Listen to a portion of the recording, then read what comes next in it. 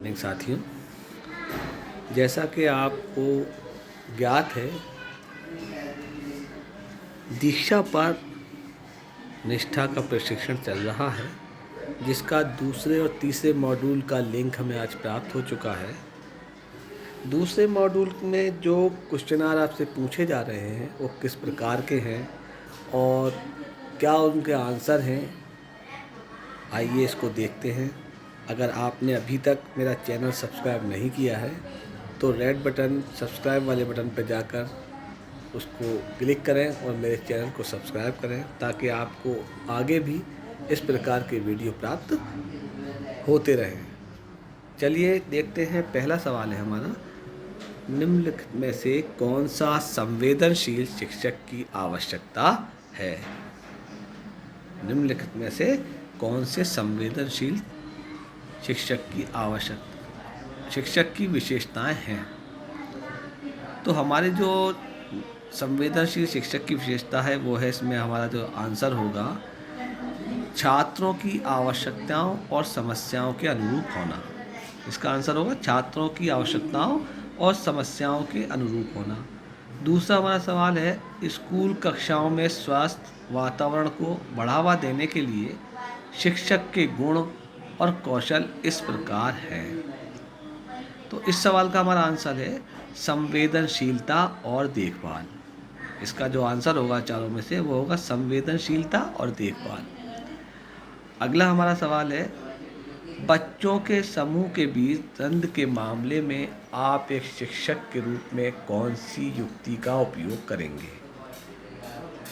तो इस सवाल का जो हमारा आंसर है वो आंसर है बच्चों के बीच संवाद करने में सहज बनाएंगे। बच्चों के बीच संवाद करने में सहज बनाएंगे।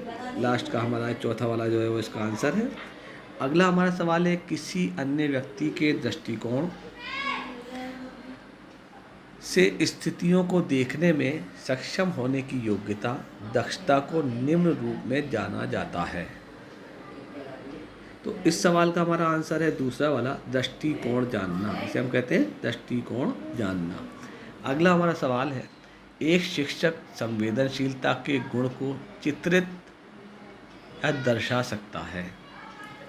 एक शिक्षक जो है वो संवेदनशीलता के गुण को चित्रित एवं दर्शा सकता है। तो इसका हमारा सवाल है, दूसरों की भावनाओं और विचारों से अवगत होकर। इसका आंसर जो है वो चौथा वाला है, दूसरों की भावनाओं और विचारों को अवगत होकर। अगला हमारा सवाल है, चौकस श्रवण कौशल उपस्थित होने के लिए एक शिक्षक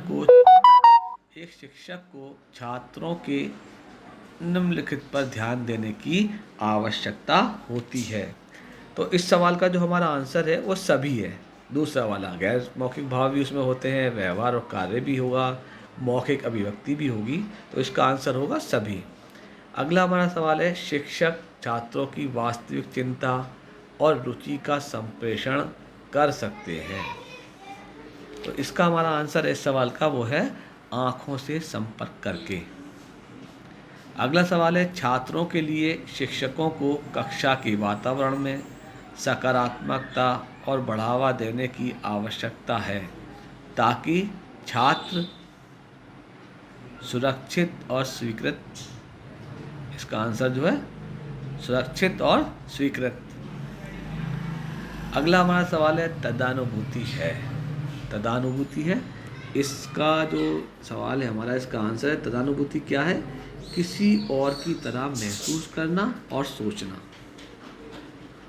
अगला सवाल है, इनमें से कौन एक प्रभावी सहायक की विशेषता नहीं है? इनमें से कौन एक प्रभावी सहायक की विशेषता नहीं है? तो इसका हमारा है, इसका जो हमारा आंसर है वो है, व्यक्ति के लिए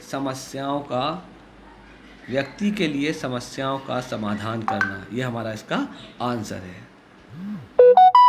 धन्यवाद साथियों।